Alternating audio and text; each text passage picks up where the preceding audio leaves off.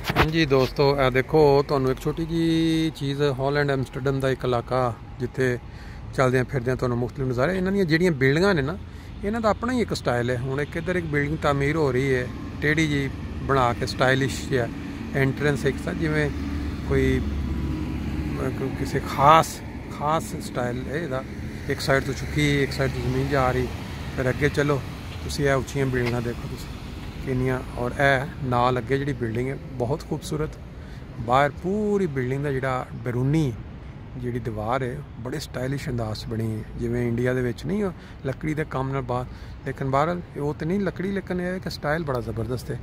अगे चले जाओ यह भी नाल अगे बिल्डिंग, यह बेसिकली है ना इत्थे एरेना जिन्हों कहते हैं। यह देखो बड़ी जबरदस्त टॉप की बिल्डिंग है, तो इधर इस पास फिर विला अरेना यानी ये मेरा ख्याल है कि जी नज़र आ रहा यही लग रहा है स्टोर है बहुत बड़ा, उत्ते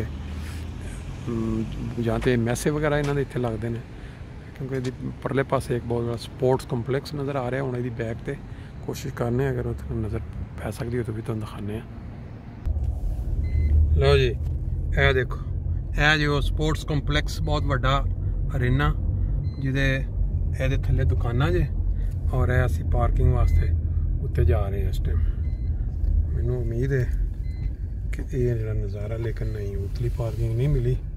मेरा ख्याल है कि बाहर ही निकल जाना बेहतर है।